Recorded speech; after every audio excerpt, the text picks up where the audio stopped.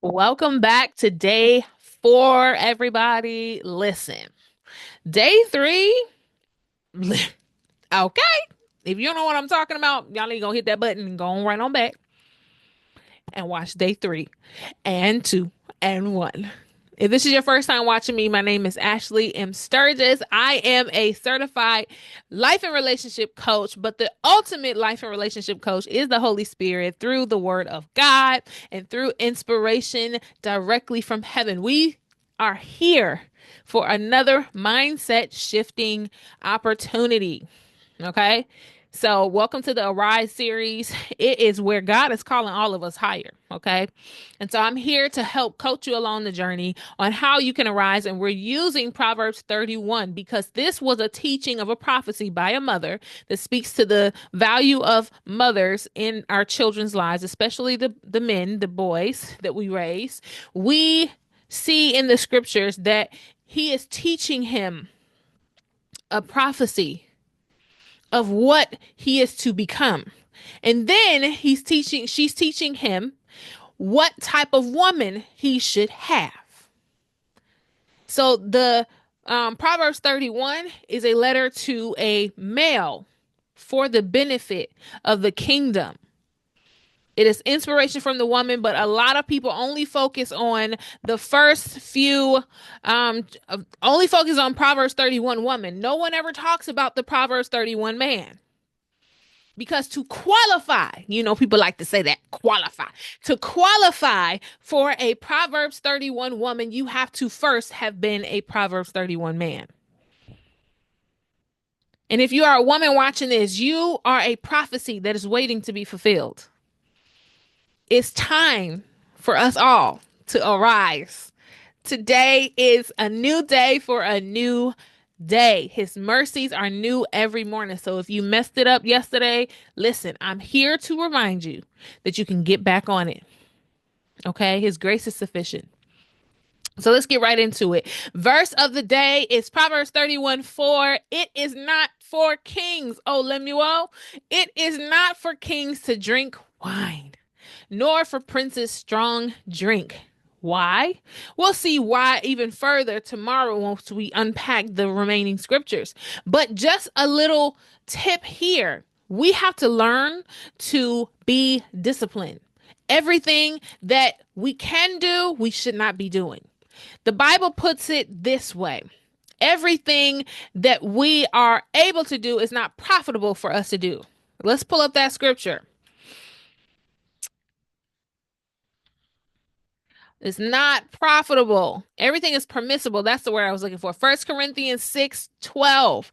According to 1 Corinthians, let me back up. 1 Corinthians 10:23. I'm sorry.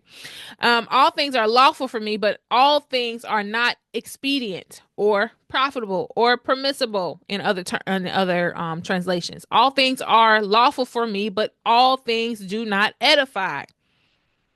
Okay, let's look at it in the Amplified version. All things are lawful, that is, morally legitimate, permissible, but not all things are beneficial or advantageous. All things are lawful, but not all things are constructive to character and edifying to spiritual life. That's the Amplified version. This is important, you all, because sometimes we think, we're just going to take the easy road out and just not deal with stuff. But I'm here to tell you, just because you can doesn't mean you should. And so we have to learn how to master the mundane, what seems like mundane. I have some people that are like, because I help people on their relationship journey, right? As it relates to marriage. I have some people that's like, I don't like the boring guy. I don't like the girl. She's so quiet and she's this and she's that. I'm like, oh, you don't like peace. You don't like someone that's taking care of their responsibilities. You like chaos. They don't argue with you. Oh, okay, I see. Why am I saying this? Because we have gotten so accustomed to chaos, to what the media says is boring, what social media says is a lame, that we have forgotten that it's really just the mundane. It seems like it is just annoying, boring, dull, whatever, monotonous. Waking up every day, going to a job, waking up, taking your children to school, changing diapers, all of the things, right? Always having to take your wife on a date and always having to give your husband sex. And it seems mundane, but if you don't master it, the mundane will be a mystery to you. Why will it be a mystery to you? Because you will lose sight of what seems boring and you will lose interest in the mundane, and it is the mundane things that truly keep us solid.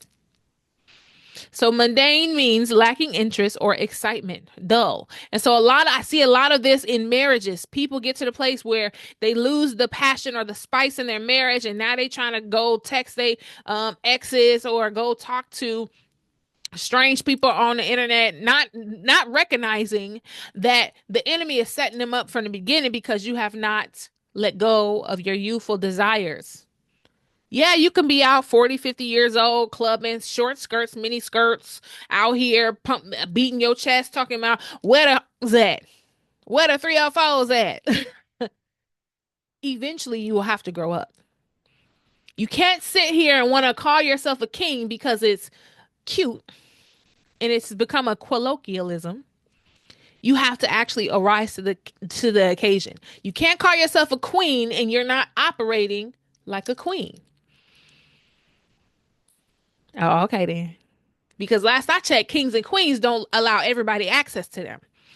Kings and queens don't do things that are detrimental to their bodies, like drinking strong drink to drunkenness.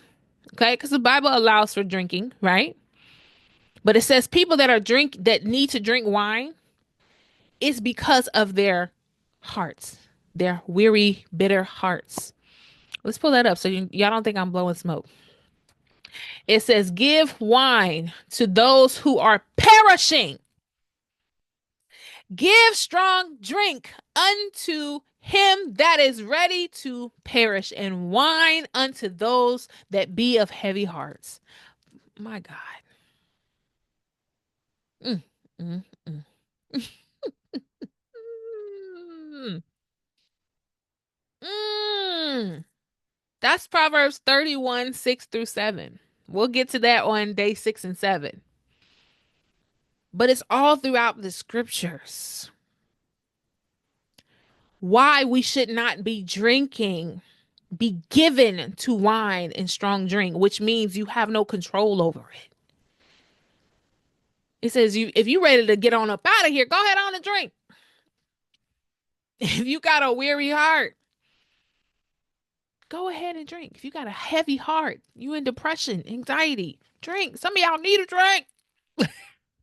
Not condoning it. But what I'm saying is we have to be mindful of what we are giving ourselves to. We have to stop looking at, oh, well, I don't drink. All my friends drink and I don't drink. Listen, you don't got to be a prude about it. Just choose not to drink and master the mundane, because choosing not to drink is a discipline. I see a lot of people saying, okay, I'm going dry January. We're doing it for Lent. Why not just do it because it's the best thing for you? Not because it's a fad, not because last I checked, a lot of liquor has carcinogens in it. And they don't call it spirits for nothing. You ever wonder why you get hypersexual when you drink vodka? You ever wonder that you get really aggressive when you drink brown? They don't use the terms goose got me loose for nothing. Patron got me gone for nothing. Gin will make you sin. Come on, somebody. And we know he didn't make you want to fight. Most of the times, brown liquor makes you want to fight. That's what it said, and that's also been the trend that I see, because I used to drink. I don't know what tequila do. I think tequila make me just want to party and laugh. But when I used to drink, tequila was my favorite because I used to get so sick drinking like Bacardi and drinking all kinds of vodkas and gins, all that stuff. But when I drank tequila, baby, I was even keel. I was on a little island. Now I see why my Hispanic brothers and sisters enjoy it. Okay. But I realized I was using it to cope. and I wasn't mastering the mundane. So I needed something that will allow me the ability to let down my hair and to be relaxed and to be at peace and just to be free to be myself. Because most of the time when people drink, they are more of themselves than they're not. Okay. So I want to note this. Okay. Discipline, okay, is worth the discomfort. Your clarity is going to cost you something. It's going to cost you something. And so we talked in day 3 about protecting your strength, right? And so today it's about leadership and the disciplines no one sees. That's the mundane. Because you could be like everybody else and go out and drink. It's permissible in the Bible. Okay, we already talked about that.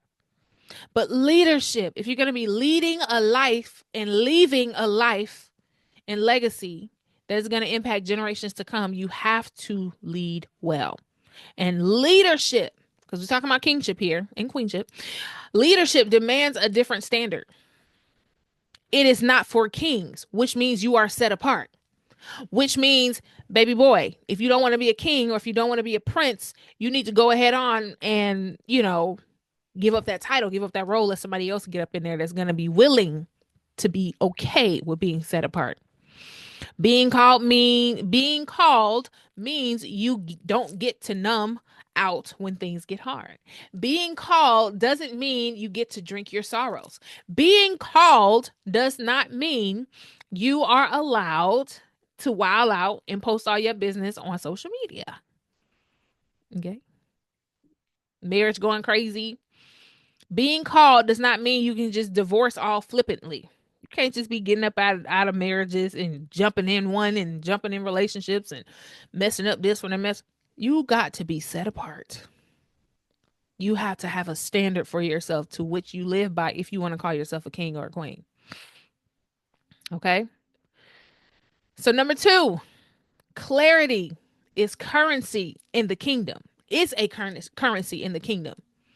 Because when God is leading your life, he leads with clarity. When Satan is Satan in our flesh is leading our lives, it leads with confusion, double-mindedness. You see, when your vision is clouded, your purpose gets blurry. You forget who you are, your standards get lax, and you start doing things that are unbecoming of you because you forgot that you were becoming. You see, God has called all of us to a level of purpose, whether it's you being a mom, you being a father, you being a husband, you being a wife. Those are ministries. You don't have to get on a platform to be fulfilling purpose. You working at Walmart and telling everybody, congratulations on your baby shower because you see somebody walking out the door with cupcakes. Like, there should be purpose in everything that you do. Every role that you play in every season of your life, you are in purpose, on purpose. God lets you still be here because you still breathing. As long as you have breath in your body, God can use you for his glory, but you got to yield. You got to build discipline. You got to be okay with the mundane, the everyday. Oh, wake up, go to work. Oh, go to church. Oh, do this, do that. It seems mundane, but you are building a system. You are building a legacy. I'm sure it seems mundane to people that are building houses. When you've built enough houses, it can be mundane. Put the nail here, hammer it. Put the plank here, hammer it. Put the window here, seal it off. Put the window here, seal it off. That becomes mundane. But when you do it enough, you do it well, and you become excellent in your purpose, it's easy for you to breeze through it. And then the mundane becomes rewarding because the benefits of the mundane, the mastery in the mundane is the results of fulfillment. Okay. So what you consume, content, conversations, comfort, food, all of the things shapes how clearly you will see. And so that leads me into point number 3. Discipline leads to dominion. Mastery in private leads to authority in public. When we are disciplined, When we are constantly showing up day in and day out, when no one is watching, and you're still choosing to be integritous, God gives you great dominion. He's given dominion to all of us. We saw that from the beginning of time. But that dominion has its place. And if you want to be a king or you want to be a queen, you have to lead behind the scenes. You can't wait till you get into the public eye to start leading. You lead from the back now. So don't despise the small habits because they are shaping your throne. The small habits are preparing your kingship, your queenship. And if you're not careful, you will look at the mundane task, the seemingly boring person, as not a part of God's plan. You will see that person as this has no purpose because they're boring. They wear the same side part undergirls. And we will see those type of people, or we will see the jobs that we're at as mundane, but it's helping you keep your lights on so that you can build your business and not have to build it in the physical dark.